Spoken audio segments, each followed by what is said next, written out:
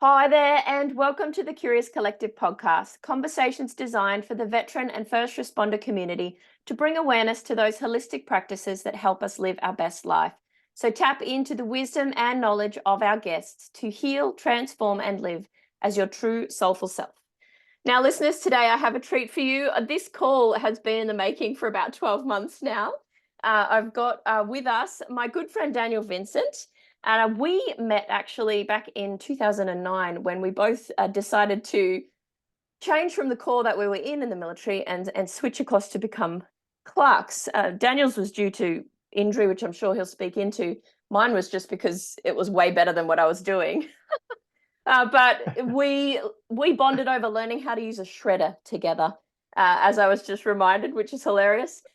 So it was just us two, and we had been in the military for quite some time on a course with people who had come straight from Kapuka. And I do need to tell the listeners, my initial meeting with Daniel, who I used to call Vinnie and still do, it was like, who is this arrogant son of a bitch?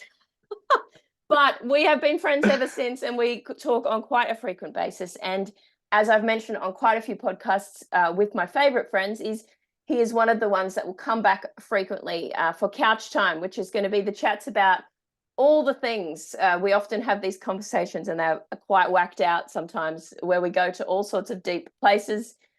So I need to record some of those because they're amazing. So welcome, Daniel. That was a very long intro, and please let the listeners know what it is you're doing in the world right now. Well, not being arrogant anymore. That's one of the things. What am I doing right now? Just trying to heal, fix myself in a way, but always looking at that, trying to help others discover who they want to be, where they want to go, and leading them there. For work purposes, I chair the board of Trojan's Trek.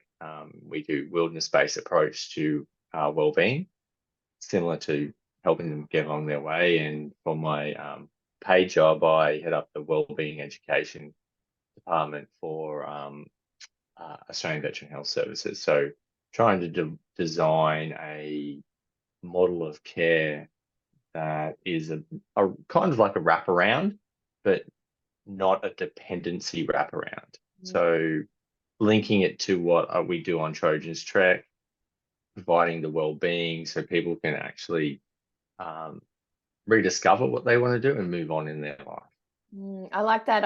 I'm seeing like it's not as rigid and structured. There's sort of more scope for exploring outside of the box. Yes, yeah, well that's where we are at the moment. Work is not rigid at all. It is very pivot. One week doesn't look the same as the next. So it's and that's kind of what life is like here on Earth School, right? So yeah, 100%, 100%. Like it's what we get 88 years or 80 summers, I've said it before, 80 summers on this earth. It's not a very long time when you look at it, right? If you just go 88 years or 80 years, whatever the life expectancy, I think it's 80 for men, 88 for women.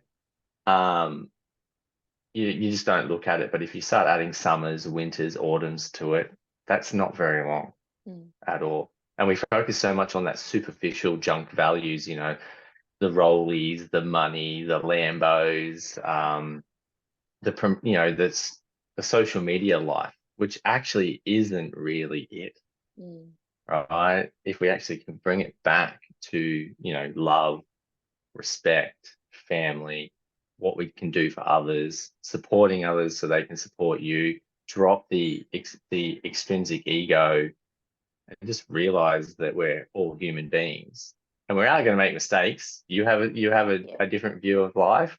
I have a different view of life. You have a religion. I have a different religion. So what? So what? Respect it. This is something that we haven't chatted about on the podcast before, the social media life. I'd love to dive into that a little bit. Like, I see all these people posting. Now there's difference between the different platforms, right? So let's just visit LinkedIn for a little bit, because no one talks about LinkedIn. It's meant to be like a professional platform, but I just see people posting on there. This is my perception only, hey, look at me and what I did. Yeah. Is this like a platform for glorification but is it their true selves? Yeah. Yeah. I try to avoid every, if you see posts of me, it's been forced. Um, I, yeah, I'm not a very big social media person. Um, I will look at it. I will comment every now and then, just to say hello. Um, or voice an opinion, right? It's just simply my opinion against something else. I'm not saying that they're right or wrong, or I'm right or wrong. I'm open for getting hammered either way. But yeah, it's social media is an interesting space. I think it leads to a lot of our mental health issues at the moment. I look at my kids. As soon as my son moves away from Instagram, like the face hugger kind of, he's actually a different kid. He's so much better, right? His reality now becomes less superficial and more internal, consumed by the need to want to be liked, and the need to have items and objects, and I've told him it's an algorithm, right? It's going to spew that hate at you because you look at the same thing over and over and over again. So you're going to get that one-sided view. Actually, talking about that algorithm, this is like in the veteran space. What I've Yeah. been seeing lately, and I've had to change things up and unfollow things not to see it, is mates of mine that are perhaps still stuck in that sort of victim space, on the affect side of things, have been like keyboard warrioring on the DVA pages or things like this, like having to voice their opinion because it's really important to them that people know how they feel about this topic. It's like, why am I seeing this? Yeah, it comes back to that we want to be heard, right? We live in that world of lots of noise. So if you bring it back to social media, everybody is sprouting and sprouting and sprouting and sprouting. Look, look at me, look at what I've done. I got this email, this person emailed me and I feel amazing. You know, I guess it's the external validation, right? That people need. If you look at it, that you know I'm very intrinsically motivated. So I have a fire within me that I will, people can smash me and I will, fall down and like everybody, but I will pick myself back up, and I'm driven by me. If someone gives me a compliment, well, I just came off a strategic weekend and I said to the board, don't compliment me because I'll fall over and I don't know how to, I don't know how to receive that compliment because I'm I still think learning everybody should. how. Yeah, it's the learning how, but I think everybody should, in my mind, is we're all here together. I'm here helping you guys. That is it. I would expect to be in receipt of that as well, because that's what we do as human beings. We're all here. We talked about the learning school of humans. We all know this. We've come here for a reason, right? There's people being planted in our lives that are there to test us, and that was predetermined before we come here. So yeah. At times, there's like a couple too many in our lives testing us, but Oh that's a different yeah. topic. So Well, I would, it's our kids, right? So even yeah. our kids come in, they choose to come here. And if I look at, my son, he's very black and white, completely the opposite to my wife and I. And we're very airy fairy, like running around like little, and he's really rigid in his thinking. This is either right and this is wrong. So he's teaching us to ground us a little bit more and actually have to think about how we approach different Have a bit of subjects. structure within your flow. Yeah, yeah. And then we've got our daughter who's just she's very in her head, very how would I best describe her? Is Overthinking a bit. overthinking, but a beautiful soul, right? They're both beautiful souls, and she she's the type of person, if you don't give her the right answer, she'll go and find it herself and then Oh, I remind love you. that. And she's very curious, Mm, which I love because I'm highly curious as well. So yeah. mm, mm. But anyway, we Kids are a give you. gift, and I agree with you. They're here, they choose us, they come here to definitely teach us. Yeah. Gosh knows why I chose three little teachers in my life. At days I'm like, what have I done? But I love them all the same. So I would Yeah. love to just track back a little bit and talk Yeah. more about Trojan's Trek if possible. So for those of the listeners that have never heard of it, what kind of experiences have you had so far in that position, and what is it that you offer? Oh, uh, in the position of chair, well, it was a baptism of fire. We'll just leave it at that one. Um, Trojan's Trek is, so the name sometimes might not do it justice, because a lot of people ask me and go, "Oh, how far are we walking?" And I'm like, "Are you actually not walking I anywhere, thought that right?" originally. I'm like, oh, I don't Yeah, want to go yeah. on a trek. Yeah, so we're not trekking. The trek is your journey, your life, right? It is where you have been to get you to the Trojan's Trek, and where is it into the future, Mm, right? It is everything leading up to that point and then beyond. Trojans, if you think, the Trojan's horse, right? We're literally going to bring you in and we're going to put stuff in front of you, and hopefully you're just going to accept it in, and then before you know it, it's inside there. Um, so we're going to get a little bit of that happening as well. So And like, then, yeah, bringing new awarenesses and thought processes to yeah, perhaps someone that hadn't opened that up. yeah, exactly right. New awarenesses to everything. Look, we go through, we focus on future, not past, Mhm. wellness, not injury, right? Um, everybody's comes with their own baggage. You don't have to have been in the military. You don't have, life is fucking tough, right? Experiences may vary. Remember those posters in Afghanistan where you'd see an infantry dude with a massive pack on, and then someone eating at McDonald's? That's life, right? Experiences may vary. You may go through a really tough life, and some people may have the silver spoon. But each of them are going to have their own baggage, Yeah. right? Because of their perception and their understanding and their upbringing, but Trojan's Trek, we look at values, purpose, identity, communication. We talk about a variety of topics. We're looking at incorporating First Nation into it, because we use the land, right? So we're Mm. going to offer First Nation culture into it, where we go to certain sites and understand the meaning behind that. You go to a site and they go, it's 40,000 years old. Yeah, wow. Right. Perspective, right? 40,000 years old.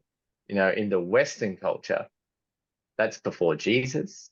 That's before, that we were fighting the Crusades over Mm. religion, while these people were doing, what they were doing here. Mm. Who's Jesus? They didn't know who Jesus was, so it's that kind of perspective as well. And hopefully at the end of it, what we're looking to do is have a life design integrated to where they want to go. That's how we do it. Mm. And then, and hopefully they can walk away. If not now, 2 weeks later, 3 weeks later, Mm. the seed germinates and they go, okay, this is what I want to do.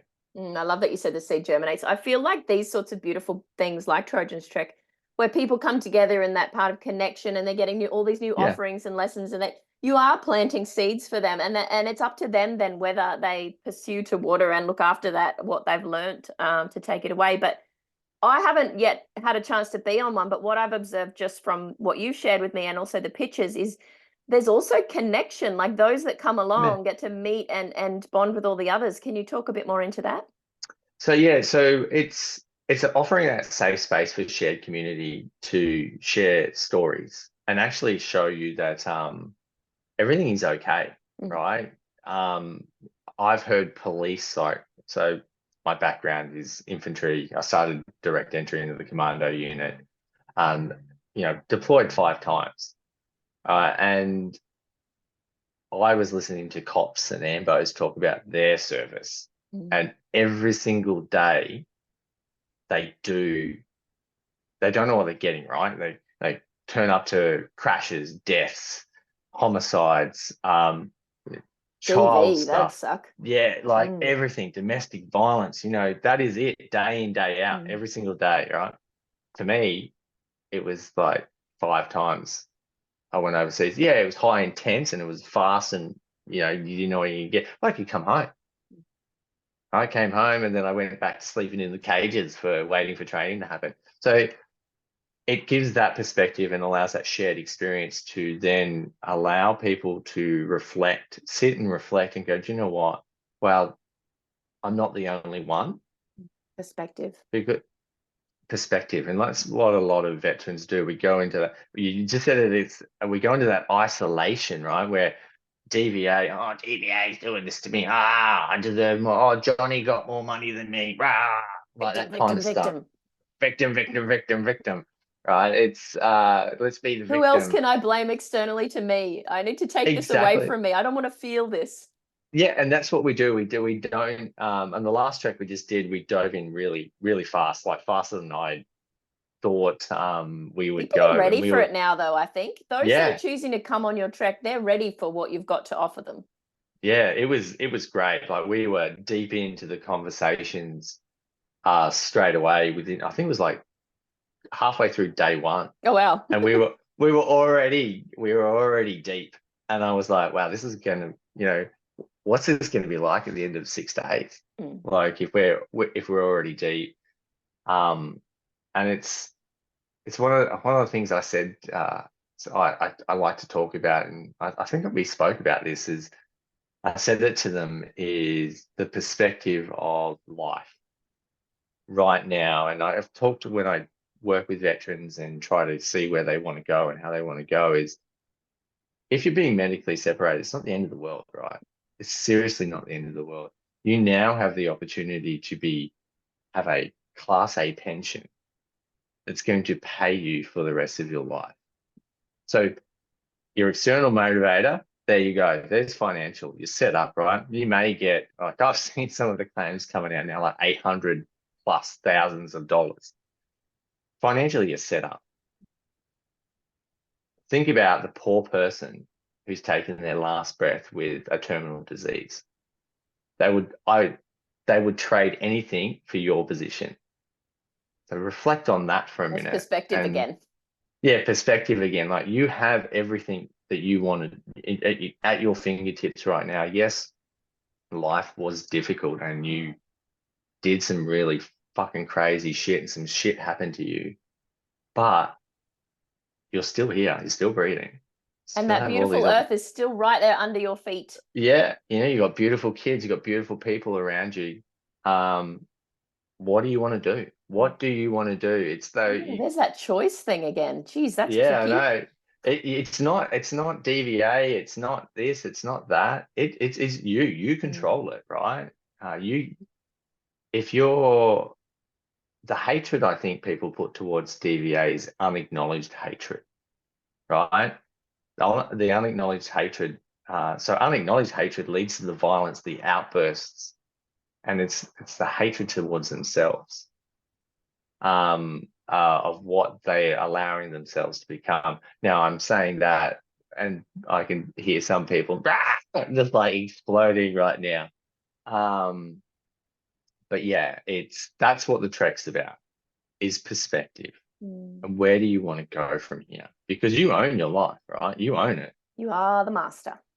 You are the master of your own life. And, if you've got a Class A pension, you can choose what you want to do. If that is just going and having 6 months with your family and reconnecting with your family because you've been deployed a lot of the times, you've been away, reconnecting with your kids, do that. Use that opportunity to do that. And then if it's a career, well, what is it you want to do? If you want to go become a botanist, right? You've got the financial stability to go and become a botanist. Even if we were to take that financial stability away for those that perhaps are still stuck in the system or whatever, is like, why rely on that system? There are other ways as well. Like I feel a lot of people get stuck with the waiting. I can't do this until I've got my DVA money. It's like, But you can. There's so much You on can. offer out there for you. Please reach Yeah. out and please connect, because Yeah. definitely don't put your life on hold and sit Yeah. in the misery of what might be, because you're Yeah. wasting beautiful, precious summers, as Vinnie spoke into 100%. before. Yeah. 100%. Oh, we've even had current serving members on the trek, and this is what I would love to get it to is um a circuit breaker for those who are thinking of getting out, right? That transition, I don't know why. And I got a phone call from one of the guys so one was medically separating, one was still in. And he's like, oh, you know what? I reconnected with why I joined the military. Because Oh, that's what a lot wow. of people do, right? It's they've seen the darkest parts of society, right? That's what giving does and going into service does. You Mm. actually give yourself up and you see the darkest parts. And we lose our way and we forget and we get lost. Like in the have you seen the movie Soul? So when they're on the ship cruising around and he's explaining to them what a lost soul is, and then they get this one and they do that circle. He's a traitor. And he's a trainer, yeah. So he talks, and then he's like, "Oh my God!" And then he jumps back into his body and he smashes over his what have I been doing with my life? That kind of stuff. Yeah, it's such a That, good that movie. so reconnecting with who you are, right? Mm. That is what the trek's about. Reconnecting with who you are and going back to the military, right? Going, all right, I know why I joined the military. And that's what a lot of people say to us that have been in the cops, ambos. Bloody hell, I wish I knew. I wish I knew about Trojan's Trek before I left out, because I would still be serving. I really like that concept that you're talking into, of that rediscovery of the self. I mean, it's so important. Just recently, we've run something was this Yeah, like a values training, and you said you do it on the trek. It's like, if yeah, you know your values, you can then work on your boundaries, so you can then reapproach yeah, any employment or yeah. interactions, relationships, whatever, with this new focus. Going, I don't need to have all my shit in one sock, but now that I know my values and my boundaries, I can approach each day testing these Yeah. out and playing with them to get clearer in every moment about how that actually looks. Exactly. If you know, I know there's a lot of focus on self and self-help and all this, but if you, if you, exactly that, if you know who you are, you'll know where you can fit within society and within the community, right? Mm. That is, you can do as much internal stuff as you want, but then you push yourself away from communities, and then you become too internal. And then you turn into that monster, that's lost soul anyway in the book, because you become so fixated on yourself. But while you're internally looking, you've got to also understand, where do I fit back in the community? Mm. How can I fit and take this beauty and help others? Mm. Mm.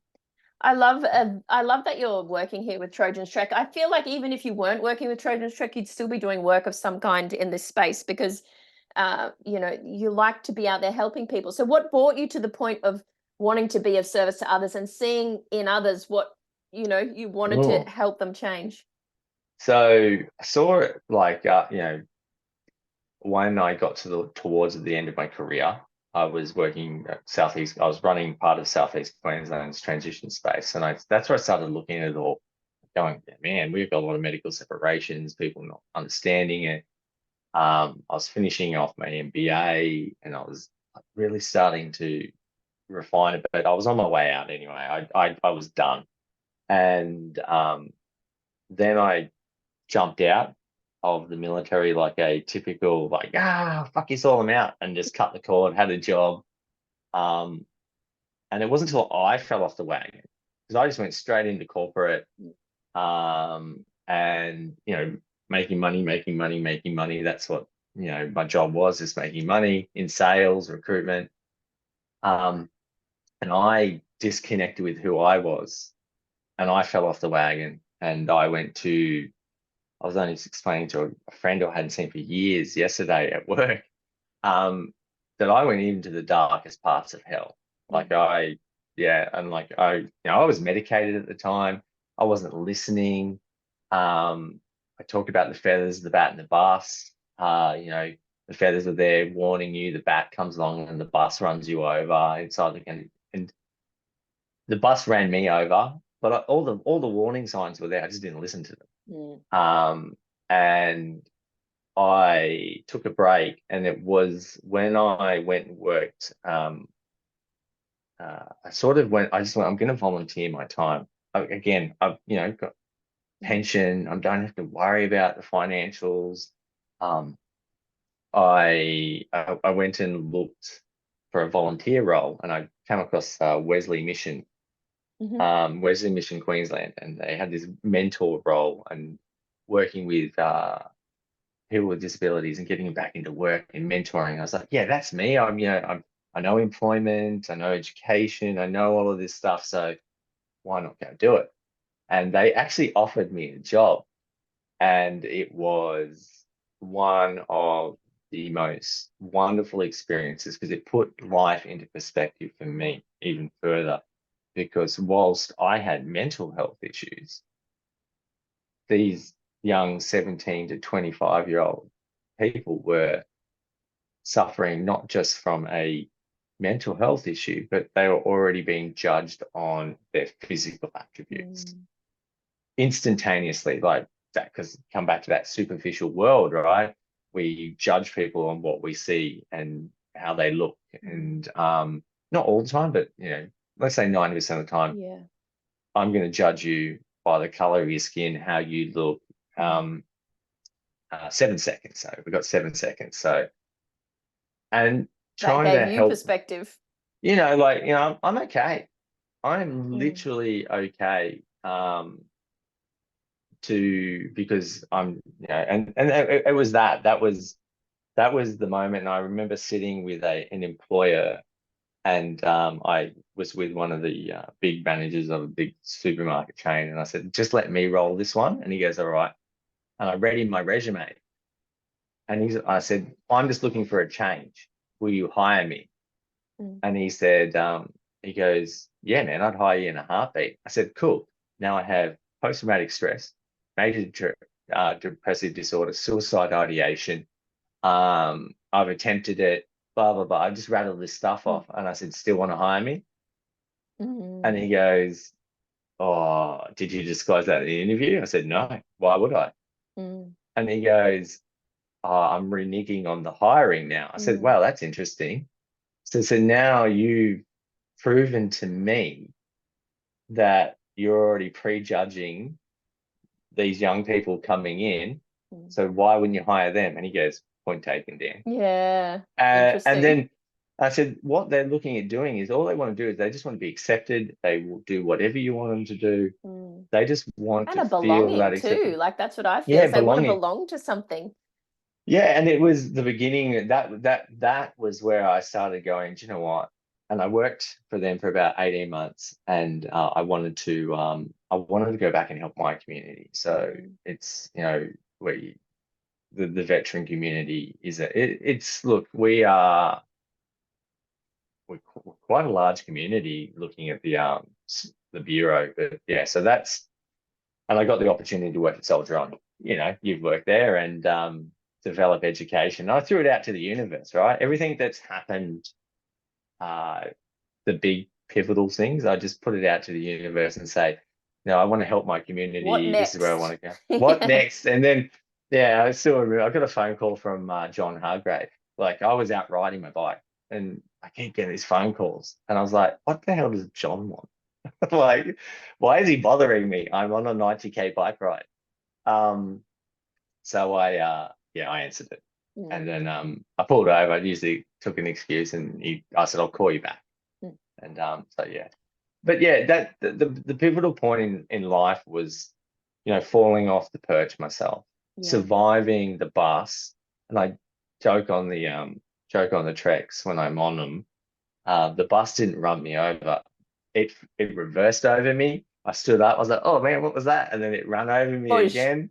And then I was like, oh, and I'm lucky. I was lucky to survive it in some points. Right, I've got a great family network around me. I've got great friends.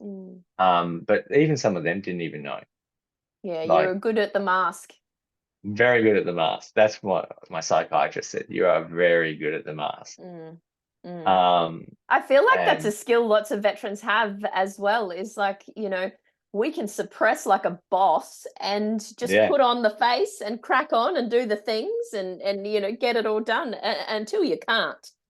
yeah. Just fight till we fall over. Mm. And then hopefully the next man will pick us up or keep going. Mm. Mm. Yeah, yeah. Well, that's an interesting thing to reflect on, isn't Yeah, it? The yeah. military's too.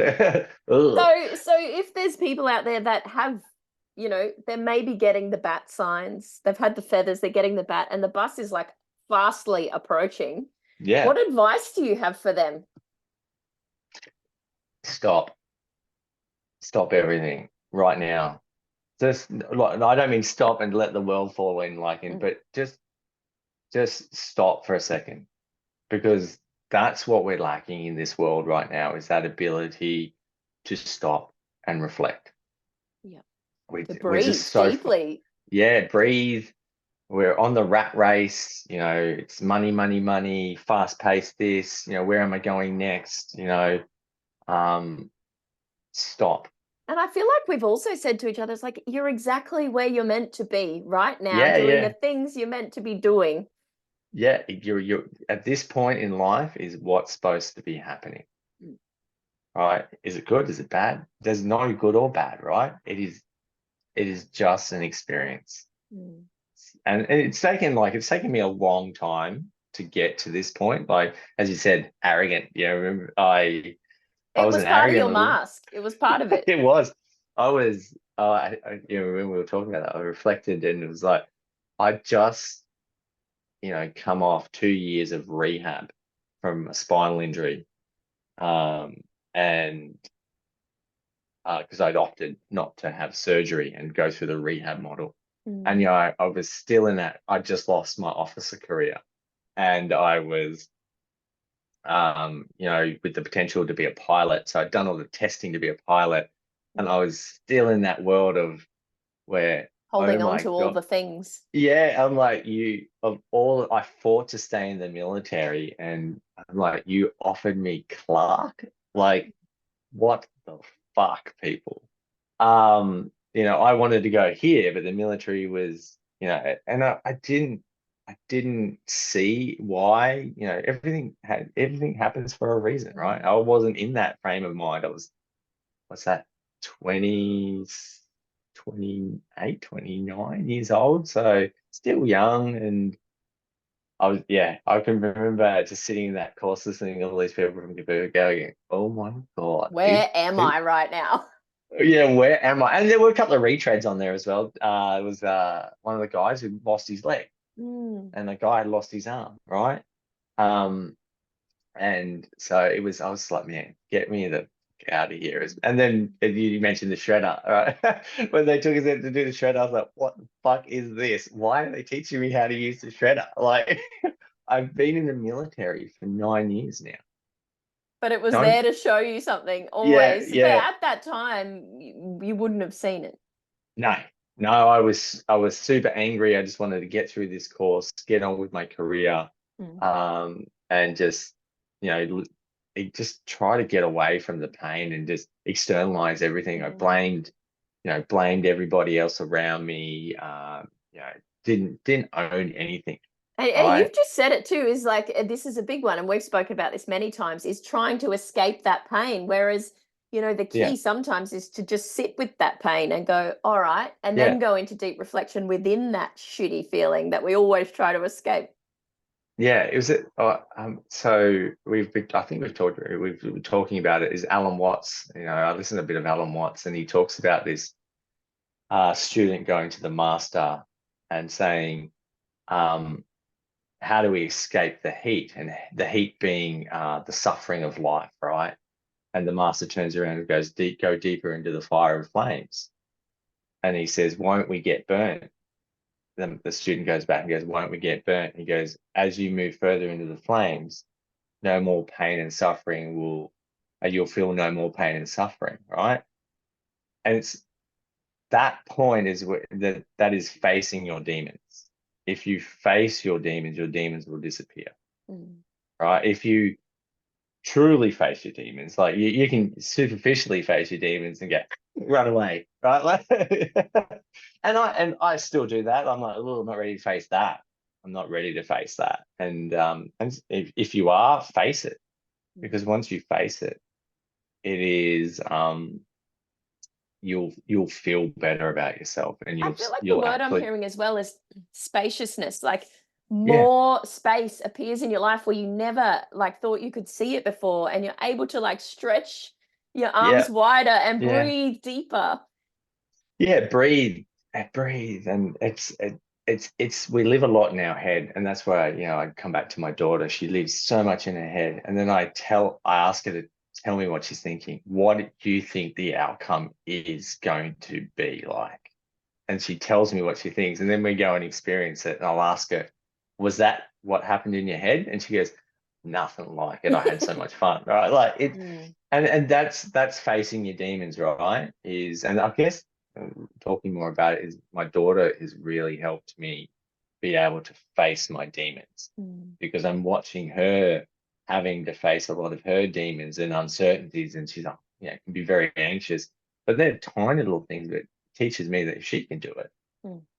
And I've watched the crippling anxiety take over her, and then she faces it. I'm, I can face it as well. Mm. Mm. You know, And that's that like little pockets of wins as yeah, well. Like you don't have to do all the things at once. no, Like your beautiful daughter is just take on one thing at a time, stay yeah, present in life, and just take it as it comes. Yeah. yeah, and then that's the trick, right? You actually you can face some of your demons with the security of people around you who are probably facing the same bloody demons. Mm. Mm. And then allow it to and explore it together in a safe zone. Mm. So Mm. yeah, anyway, Awesome. I actually can't wait to attend one of the treks, pretty much just to hang out with you and all my friends as well. That'll be good. I love yeah, that. But I know we could talk all day about all sorts of things, but I will no, have it's you all back good. on here. I think No, it's all we good. have Thank you for shared having a me. lot today. And yeah, thank you. Any parting words for our listeners? Um, you you've already said it. You are where you are right now. You're meant to be here, right? And listen to the feathers around you. Like there are no coincidences. Mm. Um, there are no coincidences. Mm. People will appear in your life and they will have a message for you. You just got to be open to hearing it. Yes, I agree. Sometimes when someone comes to you and they're annoying you, it's actually something that you need to hear for yourself. Correct. Yeah. Absolutely. Thank you so much, Vinnie. We'll have That's you on right. again. All right. And phone a friend. If you've got a friend that you can just ring up and talk to about all Yeah. the things in the world, give them a call. Yeah. Too easy. Yeah. I would put my phone number up there, but everyone will ring me and then Yeah, no. they'll have no time in the world. So Thank yeah. you, listeners. All Katie right. out.